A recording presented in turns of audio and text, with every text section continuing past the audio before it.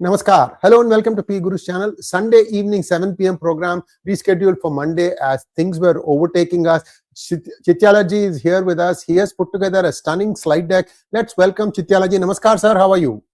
Namaskar ji, doing very well. Thank you. Nice to see you. We missed a week, but then we are back here and then the world has moved. Yes, indeed. And things are moving at the speed of light. I'm going to yield the floor to Chityala ji. Sir, over to you. First, a request to all of you to please like this video. Chityala ji has worked for 7-8 hours putting together this slide deck and then revising it and then revising it and then revising it. So, over to you, sir. Thank you, Sriji. So just tells me that, either I'm so unprepared or the world is moving too fast, Sriji, but thank you for the context. So let's just roll the deck. Okay, is Iran a tough nut to crack? Well, we will soon know, but the facts are that things are, Iran is clearly cracking faster than what one would expect, contrary to many beliefs. Next. So if you take a look, there's a very interesting map. I mean, if you can blow it up. So the US, very similar to Venezuela, you can see they have moved a number of their assets into the region, and which means, you have from Abraham Lincoln to Santa Barbara to, the many of their both what we call as the battle as well as the carriers, which means they, planes and missiles can be fired from many of these ships. So they have got themselves, going right up to Gulf of Hormuz, clearly recognizing that they not only needed these assets, from F-22s to other types of aircraft and from, cruise missiles being launched from the ships. And on the other side, you have the Israelis. But the purpose of this map is to show that US is prepared to take hits because it's not too far from the Iranian border. So the Iran can launch. And if you can also see in the map, Yemen is not too far. The Houthi rebels have historically been attacking from that region. They have not been fully eliminated. Their assets are not fully decimated. They could also create some damage to the US assets. There's two. One is Tuzla and the other one is, I can't read the other asset's name, but the story is that there are significant number of aircraft carriers and guided missile carriers, etc., destroyers. Yeah. So the Sachin, if you could extract this picture and keep it loaded, we will come back to this once we have it fully. Sir, let's skip to the next slide because there's a lot of information here and we will come back to that and put a full picture. Right now, both of us are having difficulty picking up the fonts because it's very, very small and tight. We will do that. Sir, over to you.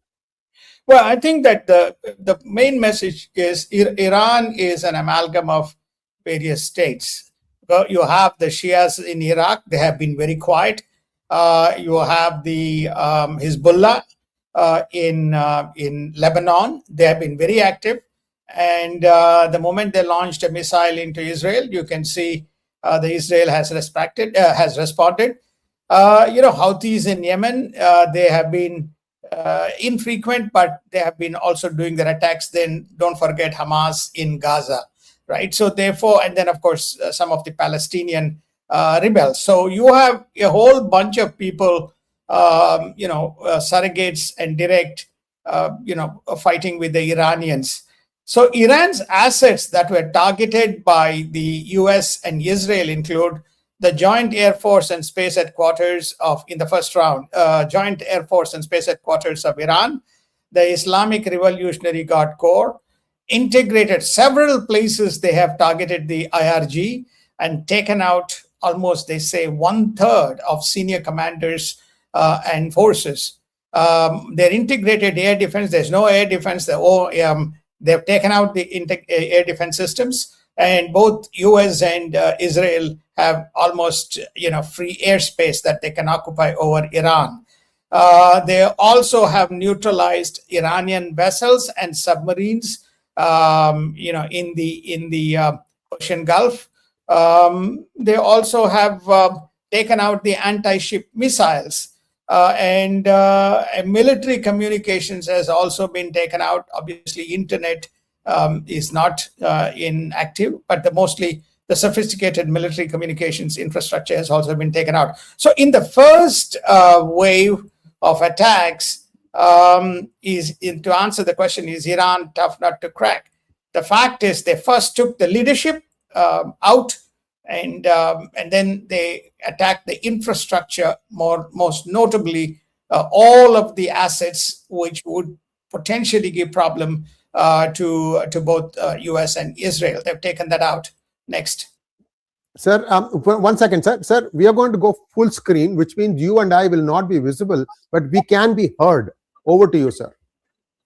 Right, but I think that the if you carefully take a look on the especially on the Iranian side, or what you call as the Persian Gulf, and there's a little arrow which points out to the Straits of Hormuz. You can see some of the carriers, notably USS Misher, Santa Barbara, Abraham Lincoln, etc. They want to make sure that any attack that can happen in Straits of Hormuz is mitigated and Straits of Hormuz is kept open, because that is one of the critical navigation points for a large set of oil movement from countries like Saudi Arabia and Bahrain and so on. So many of these countries, from Qatar to Saudi Arabia to Bahrain to UAE, the access point of Straits of Hormuz is very pivotal in terms of continued supply. But Iran, in the recent hours, has been moving forward to close this, effectively shut down the Straits of Hormuz. And should they succeed, then we have a major crisis in terms of the oil supply chain from that part of the world. And Iran has not only done that, but is also been firing, randomly into adjacent neighboring countries. We already know that Saudi Arabia, Qatar, Abu Dhabi, Dubai, Kuwait have all been targeted. And, there are damages. There's no doubt there are significant kind of damages. It's not reported, but there's significant damages in these states. And the completely airfield is shut off. There's no planes. Airspace is shut off. There's no flights getting out of those places. And some of the oil wells, not directly targeted, but from the debris, is on fire. Notably in Saudi Arabia. I'm told that the Qatar has also taken a hit in one of the refining areas. So to what extent they can accelerate and they can basically advance their attacks and create more damage, time will tell. There are two schools of thought. One school of thought is that Iran is not like the other states and is going to create more problems. But then there is the other school of thought that basically says that US and notably Israel has been extremely well prepared, having assessed the situation. It is believed, that there is a significant amount of footprint of Mossad in Iran. A lot of people, a lot of the information and intelligence is flowing through that. That is how they were able to handpick the meeting that took place on Saturday night, Friday night, Saturday morning, and the Khamenei was taken out with some of his what you call leading Proximus leaders, including defense as well as intelligence officials, perished in that attack. Obviously, that meeting information was known, and they seized the moment, notwithstanding the fact when there was discussions going on or negotiations going on with Oman, US, and Iranian foreign minister in discussions when this attack took place. Sriji. Thank you so much, sir. Viewers, couple of things. There's an update. This is an update from 12 hours ago, when at 6 a.m. IST, we had put out our latest bulletin. And in that, Sridharji, there was a claim by President Trump that 8 naval ships of Iran were destroyed. Yes or no, sir? Do you think it's been confirmed now? It's not confirmed. It's only what been stated by President Trump. It is not confirmed. But the fact that he has gone and made a statement, you can take it. If it's not 8 ships, at least 6 ships probably taken out. There's no number given in the fog 9 of war. Sachin is saying 9. So we are one little thing. Okay, lots of AI generated videos are now coming out with various perspectives. Okay, look for people like P Gurus, where you will see people make mistakes. The reason we make mistakes is we are human. Just now I made a mistake, not on purpose. It happens. So that tells you that that is not artificial intelligence till they catch up with us on that also. So do look for the genuine stuff. So another question here is... No, before one more, sir, just let me answer. Go to IDF website. If you want reliable source of information, go to the IDF website. The IDF website, IDF doesn't post incorrect information. IDF has given full list by name. The Hezbollah leaders taken out, the Iranian leaders taken out, and it's also, I believe, I haven't seen it, the Ayatollah Khamenei's successor, Arafi, was taken out after 1 hour. 1 hour after he was anointed, he was taken out. So go and check if you want to get the most reliable, and if you are interested, I think IDF sites or IDF will give you the most reliable information. And I believe that they have a fair amount of data that they have published. Sriji, sorry. Thank you, sir. So we called it first. The current Ayatollah is not known now. So that's one side. But how did Pezeshkian escape that one all-hands meeting, sir? Well, I think that is the only explanation that can be given is lady luck fortune, something that made him miss the meeting. Otherwise, everybody in that was a decimating attack on that. There's no way somebody who was there has missed out, unless there was either he himself, circumstances forced him to be not there, and then he got himself saved.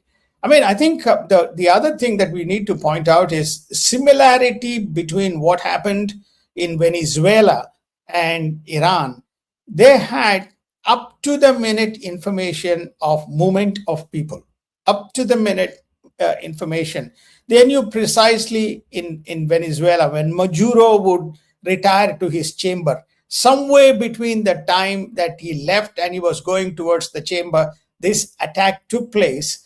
And apparently that's a very big steel bunker. So before he could get in, they grabbed him and, took him. Obviously, there was casualties.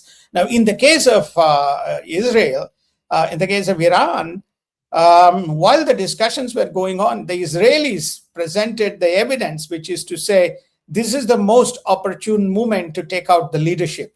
Because having decided, they were very clear in this attack, they were going to take out the Iranian leadership. Once that is taken out, simultaneously, attack some of the key military assets, and we listed some of them, most notably the ballistic missiles. They're not concerned about nuclear sites, but they're very keen to take out medium range and long range ballistic missile sites, which would be the initial weapon system that Iran would have used. All Iran is now using is drones and other types of machinery, rather than the most critical assets which they would have required in terms of inflicting significant kind of damage. It's very obvious that their nuclear infrastructure has been decimated. That again, as a result of on-ground presence of clearly the Mossad agents, and they've been working at this for quite some time.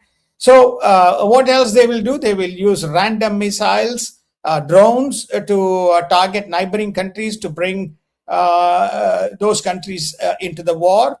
And if they had medium range missiles, their goal was to target Europe and bring Europe into the perspective. This again was very well calculated, and it has been neutralized.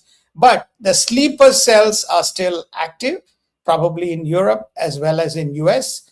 And you probably saw, I think there's one other, probably, I don't know whether you covered it, Sriji. There was also attack in Pakistan, proximus to the US embassy. So therefore, I think you are going to see more such sporadic attacks rather than any significant kind of force of threat to either US or Israel as the campaign goes on. And so the way they divided their responsibilities is that US will go for military assets and Israel will go after the leadership and the IRGC. Sorry, Sriji. Thank you, sir. That division of labor is very illuminating. Viewers, this is something for the American brothers and sisters who are watching. Look, in Pakistan, even a bird can't, flutter its feathers without the approval of the army. This failed marshal is playing a double game.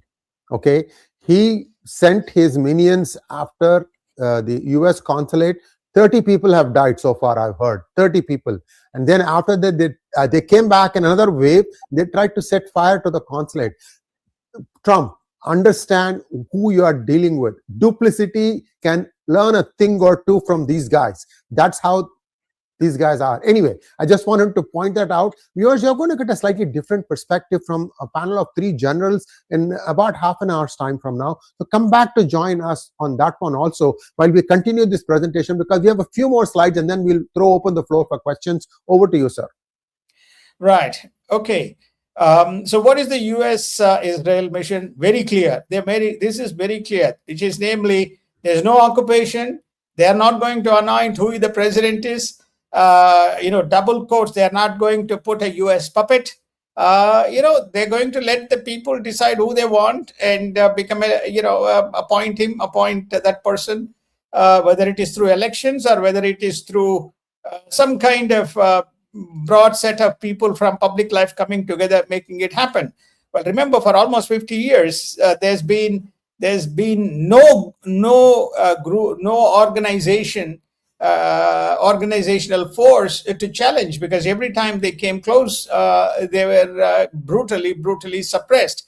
It's very interesting also that the Saudis have stated that if there is a change in leadership, the Saudis are prepared to go and help rebuild Iran or fund rebuild Iran. How they would do it when they have a big hole in their own budget, I don't know, but at least that's the bravado that is coming out of Saudi Arabia. So I think when you look at the overarching strategy, I think this is being played out. There's effectively three objectives: target leadership and IRGC, and that is what the Israelis did. They went after. The Israeli planes were the ones which attacked the Khamenei infrastructure Compound. And Khamenei's place of meeting right in the downtown area, and obviously they have targeted I think 5 or 6 different locations. The IRGC presence has been targeted. Many people have been taken out. Then they targeted critical missile and nuclear sites to eliminate threats. This is the US responsibility. All those assets that we showed in the Persian Gulf, those were used to target missile and even nuclear sites were targeted. The news coming out is that they were trying to scramble what little is left, but I think it's too little, too late. The other important observation as it relates to the second point is there's no help coming from either the Russians or the Chinese or the Turks. Historically, these were the 3 people who were providing intelligence input and other things, but they recognize that it is possibly too late. Then the third objective is allow locals to take charge of the government. So effectively, this is the other message and pamphlets that have been being dropped in Iran, which is to say, okay, you said US has not helped. You had indicated that we have not helped in you guys securing your freedom. It's your turn. You take charge of the government. You take over the government infrastructure, and it's your turn. Who you want They have not sent message to Falavi. Let's see whether he comes, or whether who is going to be the leader elected by the people or set of people to run. So this is very clearly threefold. There is going to be no boots on ground, and there's not going to be a prolonged war. And complete the mission and exit is what seems to be the goal. So as far as the Israelis are concerned, they're right in the region. Is obviously they have foot soldiers inside Iran, and they're tracking the movements of the people, very closely, and making sure that there is no imminent danger to as far as Israel is concerned. So that seems to be the very clear strategy of both Israel and US. We just touched on this. Intelligence on the ground is very critical. Movement of people, knowing and having the knowledge of who is where, seems to be the new strategy that is emerging, rather than if you go back to the previous wars, there's been a lot of disinformation and misinformation that led to prolonged wars, be it Afghanistan, be it Iraq, be it in Syria, etc. Okay, so intelligence on ground is very clearly visible. And so therefore they don't want to have long duration war. They want to have a short duration war and gain precise intelligence before they could attack. And they also possibly have assets in the inner circle, because there's a long set of people who want to get rid of this regime, and they all have played a part in this, and more information will come out. And this is the preamble to what took place, and they were prepared. But once the intelligence was available of such a meeting happening, immediately, while notwithstanding the fact that discussions were going on, they decided to act and move forward with the war, Shriji. Right in the most important slide of all. Right in the middle of this, Modi ji lands. I'm sure everybody has listened to Netanyahu's speech at the Knesset, and everybody would have heard Modi ji's speech. And I have stated this, and we have stated this, in that India and Israel are made for each other, and they have a long strategic bondage. Every time India needed, doesn't matter whether it is Daklim or whether it is Ulwan, or even the missiles that were loaded were these spike missiles from Israel, which are bunker bursters. How many terrorists were taken out is unimaginable, in that specific strike. So India and Israel reaffirmed their partnership, and it's very important that Modi made a very significant statement in terms of the bondage between India and Israel. Simultaneously, Israel has offered the Iron Dome. It has also offered a whole set of assets and infrastructure, and including manufacturing with investments in India. You can't, Israel has, I think Israel is number 4 trading partner, defense partner, along with obviously Russia and France. It significantly moved up the ladder. Undoubtedly, Benjamin Netanyahu and Modi enjoy a very, very warm friendship, to the extent that Netanyahu calls him my friend Narendra. So that's the level of bondage. His wife Sarah was at the airport breaking the protocol. It's also very interesting that he must have been briefed. That something is coming and something is looming, because this thing happened by strange set of coincidences just after Modi left Israel and landed in India. And then this war, or these joint attacks between India and Israel began. So Modi has achieved the objective of securing the assets and securing whatever military machines that he required. And Israel has never let India down. And when others let India down, not Israel. US may, Russia may, though many people say Russia never Russia never helped during the Doklam and the Balwan skirmishes, and India stood by itself, but also it had the support of the, to some great extent, Israelis and the French. Okay, so Modi's timing, Modi's assertion, Modi's voice to the world, it also tells you, and this is again mentioned by Benjamin Netanyahu in his address, that he is very emotional and emotive, that a leader of the reputation and standing of Modi is there with people of Israel, and was addressing at the threshold of, they knew probably, momentous decisions to follow. Taking out Khamenei is not a very trivial matter. This will go down in history as probably one of the most pivotal points, because you have taken out a sitting leader while he was in the meeting without a formal declaration of war. Thank you, sir. And that brings us to the slide deck finish. We have a question answer session, sir. We have a few questions from our viewers. If you don't mind, shall we have those questions put up? Sure.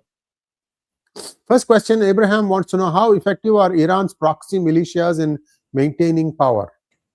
No, I don't believe they have capabilities to maintain power. They have capabilities to inflict damage, avenge some of the deaths, but they have no capability to take over power. And you can see every time a new Khamenei is announced, I think they're going to be new what you call as the Iranian religious leader is announced, is going to be taken out. Next one, please. Milburn again, do you think things will escalate? Reza Pahlavi called it a demonic regime. Strong words. Well, I think he's a wounded man, he's an affected man, so he can issue what types of statements. I mean, President Trump has made a similar statement. The story is that Israelis have made a statement based on open declaration that they're targeting Israel, and Israel is the devil. So therefore, Israelis don't talk, they act. And so I believe that whether Pahlavi will come back or not, people will decide. It's very clear now. The power will soon move in the hands of the people. Sridharji, why sudden visit to India by Lutnick and all smiles with Minister Goel and all silence? What's cooking secretly? Well, I think very simple, that everybody knows that there was an attack and they needed India's support in this, again, India's stature and India's support. So what do?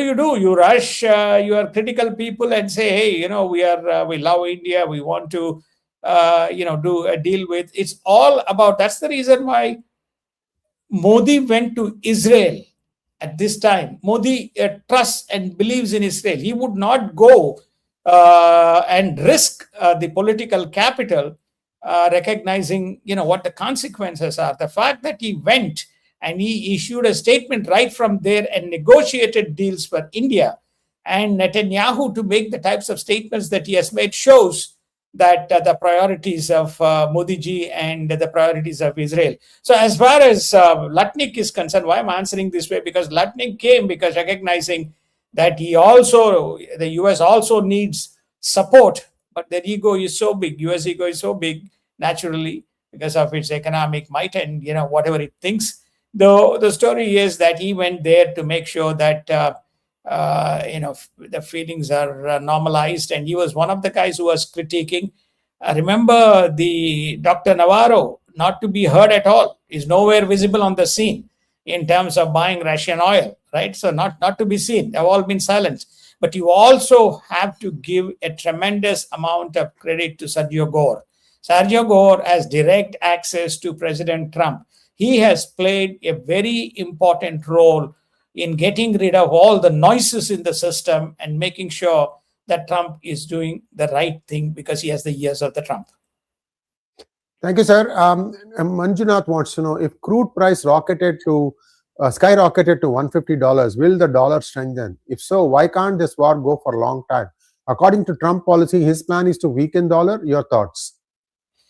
No, I think that if you see the movement of gold in the market, you can see the gold is already up about 3-4% post this attack. Oil is up about 7-8%, and I think it's going to go further up. As far as the US dollar is concerned, when you have dollar as a very good hedge, you will find that the dollar is not going to disproportionately appreciate. Dollar will rise, but it will not disproportionately because that hedge is sitting with the gold. We are also seeing many other currencies not skydiving, but they're also stepping up. So if you take Japanese yen, it's still around 156. If you take euro, it's still in that less than 1.2, 1.8, 1.2 range. If you take the British pound, it's around the 1.25, 1.26. Actually, if you see, the UK is not in great shape from an economic perspective. If you see the latest report that has come out, the US inflation has ticked higher. Whenever you have an inflation, then the dollar naturally kind of strengthens. So the story is that you see the US inflation. So there is no immediate threat of an interest rate reduction or interest rate cut. The interest rates will hold steady in the current circumstances. So from that point of view, you don't see any dollar kind of movements. There's not even, Trump doesn't even have the ability now with the what you call depleted reserves, which we covered quite extensively during the Biden regime, almost at regularly. Depleted reserve. He has no mechanism. He has no means to even release those reserves. So under those circumstances, I think that markets will follow the pattern. US dollar is not under threat or is not under escalating point. But if wait for the Gulf of Straits of Hormuz to close. If that closes, then everything is unpredictable at that point. Next question, please. Does this event bring KSA and UAE on to the same page? No, UAE will act on its own, and I think they are very stable, and the economy is in good shape thanks to Abu Dhabi, which manages the economy very well. KSA's economy is a bit shaky. It's not that they are bankrupt. It's not that they don't, but the story is that they cannot afford to cut. They cannot afford to put more money, but a rising oil price brings more cash into KSA. It is the 69, 65, 67 dollars per barrel that was hurting.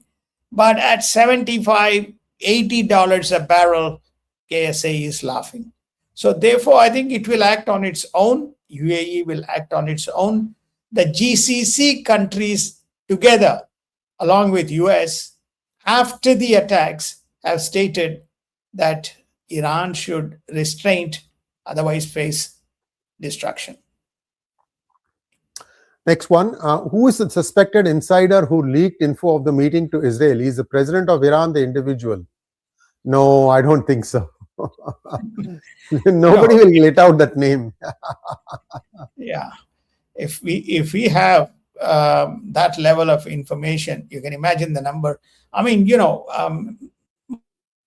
most acts in ways that it's very hard to trace back. Go back and study all of the Mossad's activities and their interventions. Do you ever get a full story? No, never. We don't know who the agents are. Next one, please. Will liquefied natural gas become a headliner when it comes to energy? Of course, I think it is the future.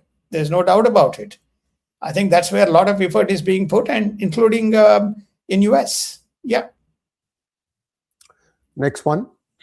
Is it both the nuclear program and containing China the reason, or is it only about oil and only oil? No, it is about the security of Israel. It has got nothing to do with oil. There's plenty of oil now. with Venezuela. This is very much about security of Israel and post-Iraq war and post elimination of US bases and presence in Iraq. The combined assets of Iran, Iraq, northern Syria, and Lebanon is a very big security problem for Israel, and which in turn means US, and also the supply chains around the Persian Gulf, and with the Yemenis or the Houthis and Iranian collaboration. So it's more about the supply chains. It is about the threats to Israel. That's the root cause of many of the issues. And there's also a belief that the October 7th incident was triggered by the Iranians. Yes, indeed. That's the news doing the rounds. Also, viewers, you will not hear this on any official channel or claim, but it is believed that KSA was actively encouraging United States to join this battle along with Israel to take out the Iranian leadership as well as their nuclear assets. KSA also was concerned. Anyway, so these are all wheels within wheels. It will not come out in the open. Be that as it may, let's peace prevail in the region. And Sridharji, heartfelt thanks for coming up at such short notice to give us such a detailed description of what's happening. Thanks once again, sir. Stay tuned, viewers. We'll be back again in about 20 minutes time with another perspective on what's going on. And Sridharji will be coming back on a regular basis in the next few weeks. I'm sure a lot of new things are going to happen, and you will hear it first at P Gurus. Thanks once again, sir. Namaskar. Namaskar. Thank you. Have a wonderful week, Sriji.